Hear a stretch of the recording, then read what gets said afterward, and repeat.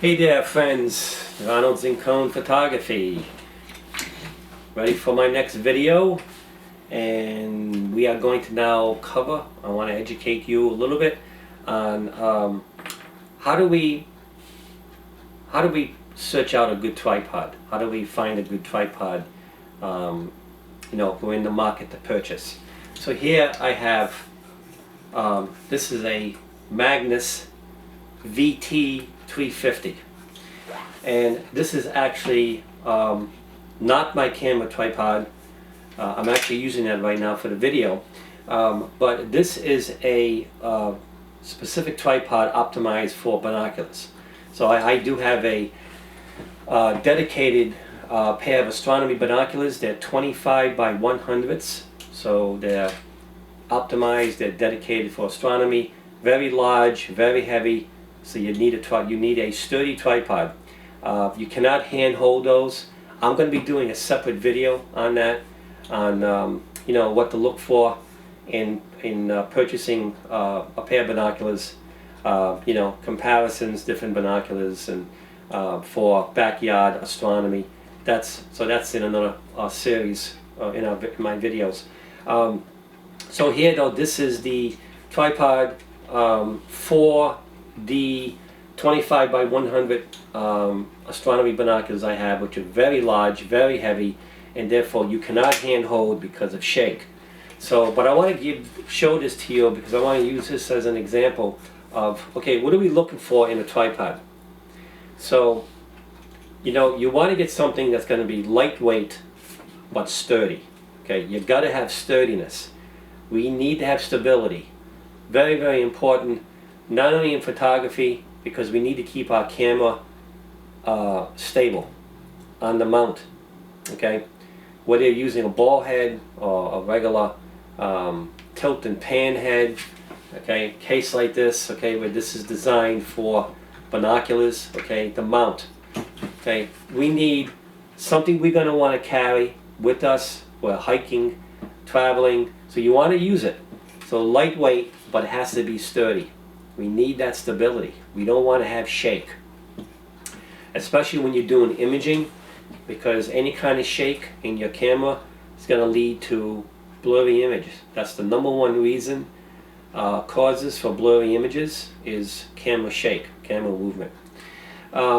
So some of the better known tripods as far as materials would be space age materials, so carbon fiber, probably titanium, magnesium would be something to look for. Yes, you're going to pay a little more of a premium. Okay. There are a lot of good names. Gitzo is probably one of the best. Gitzo. Slik, S-L-I-K, is a very good one. And Manfrotto, Bogen, B-O-G-E-N, Bogen, Manfrotto. Those are made in Italy. I think Gitzo is too. Well-known brand, very, very high-end. And there are many other ones too. Benro is another one, B-E-N-R-O, and many other brands. So here's what we're looking for. Okay, now in this case, you can see here we have these, there are different kinds of mechanisms here on tripods. So in this case we have these flip locks. You can see how it opens up. Okay, and then we have the lock here to actually secure the leg down as we extend it out. So one thing to remember is that when you set up your tripod, okay, always extend the legs from the top down. You notice how up here, the upper portion here is thick, it's wider. So you got more stability here. Okay, now as we open it up, okay, you see how the leg is going to taper off. So we open it up some more. Okay, the leg is going to continue to taper off. So always open up from the top down. You have more stability here on top with the wider legs than you do towards the bottom. Okay, so that's how you do it. In this case we have flip locks. So we're locking in, okay. Again, as you can see, okay, open, lock, okay, open, Okay, close, lock. Now some tripods have a twist lock. We actually lock it. It's a twisting lock. You lock it that way. And there may be other mechanisms too that are used. So here we also have a center column with a lock. Okay, right here you can see there's this twist lock that also locks it.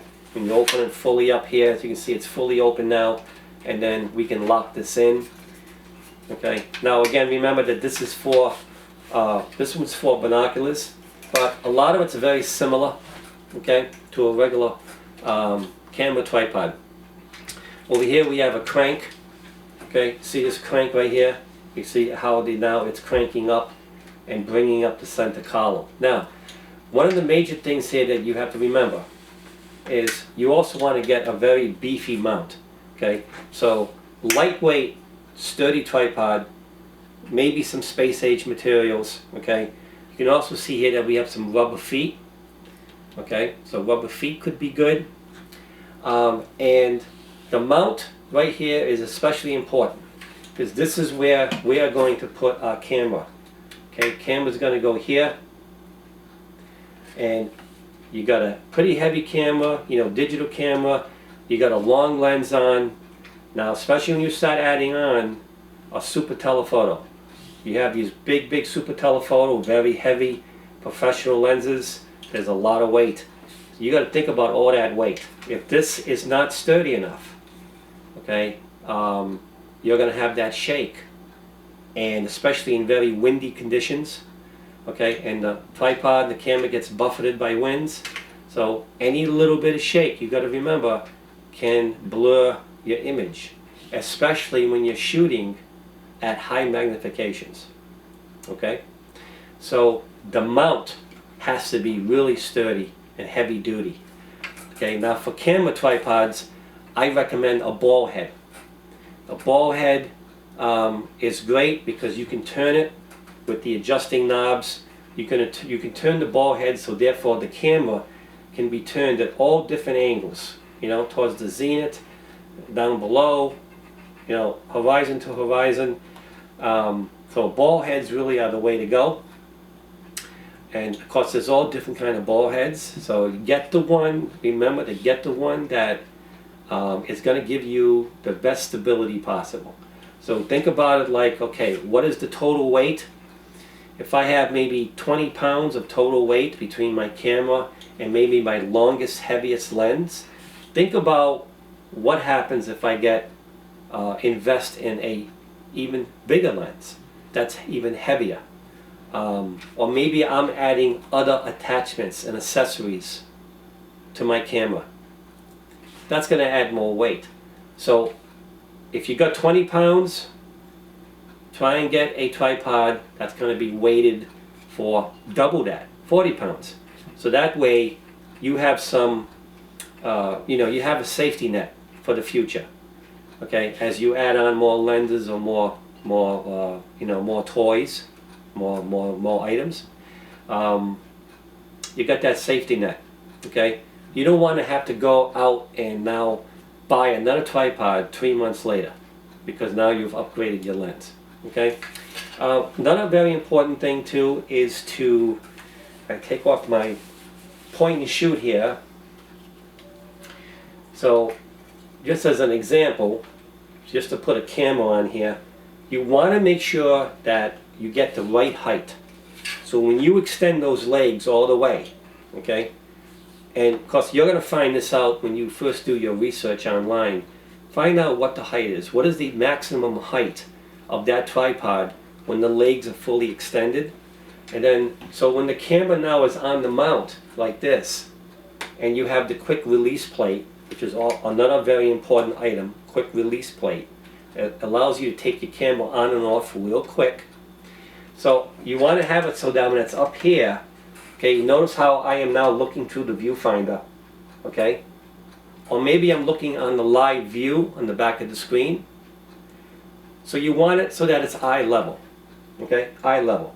So that you can compose your shot or look at the live view, okay? I don't want to be, you know, doing this kind of a thing or bending over, or, you know, you're hurting your neck and your back. You don't want that, okay? So get the proper height, for eye level, for your height. Very important.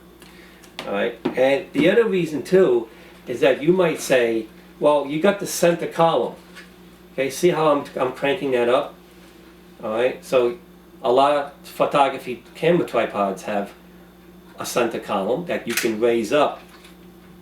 And well, now here's the problem with this. So okay, we can raise it up to meet our height. The problem is, look at this now. Okay, this is now one leg. By raising this up, your camera is up here. Your camera and all that weight and the lens is now on one leg. It's no longer on 3 legs. Okay, so a lot of it's on this one. So now it's almost like your camera is on a monopod, and you're going to lose stability. Okay, so don't crank up this center column unless you really have to. So be sure to get a tripod that's going to come up to your height, your eye level. Okay, and once again, you know, you have tripods that have bubble levels built in. That may or may not be useful. I never really find much use for those. Some tripods, some of them have spiked feet that could give you a little more stability. And so in this case here, you know, we have a panning lever here because, as I said, this is for actually binoculars.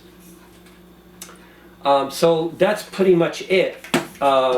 You know, the basics of what to look for in a good tripod. Remember, it's got to come up to your height. It has to be lightweight, and it has to be very stable. So it's got to be very sturdy. I've given you some names, what to look for in materials, space age materials. If your budget allows it, try and go for the space age materials. You know, you want that sturdiness. You want them to be lightweight so that you're able to carry it for long distances or go hiking with it. All right. If you don't, if it's too heavy to use and you get tired, you're not going to use it, and it defeats the purpose. Okay. You really need that stability. Now, a tripod is your #1 best friend. Okay, it really is. And then when you use a tripod, you have to remember that you should also be using one of these. Okay, this is a remote shutter release. It's a remote electronic shutter release that plugs in to the side of your camera. Okay, so what I have here is I have a Canon G10. It's a PowerShot, but this also has a remote, and you're plugging it in right here. So all cameras, you know, on the side will have this little flap, a little door that opens up, and then you're getting this little plug, this jack, and you're plugging it in to the side. Okay, just like that, and there'll be a little symbol on there that shows that you know it's this remote shutter. Plug it in, and now you see what's happening. Now it's hands off. Okay, hands off camera. #1 best friend, tripod. Stability. #2 best friend, remote shutter release. Okay, this way you are not touching the camera. You're not pressing the shutter button on the camera. You do that, you're touching the camera, you induce vibration, which can give you a blurry image. Okay, it totally defeats the purpose of using a tripod if you're not going to touch the camera. Remote shutter electronic release. So it's going to be hands off camera shutter control. Okay, and these here, you know, one of the best, a real good brand that you could get as a third party, if you want to save a little money, is called Velo. Okay, you can see right here.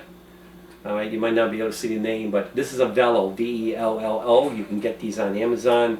Of course, I buy everything through B&H Photo. B&H Photo is the absolute best. And so Velo is a good, you know, third party. It'll be less costly for you. They usually are pretty good. They do a good job. And here you got a little button here.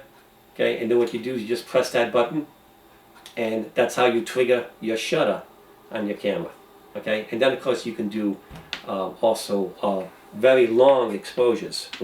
So we definitely use these a lot when we're doing astrophotography. I mean, pretty much, you know, the specialized astrophotography, night sky photography, we are always using, most of the time, we're using tripods. We need the stability.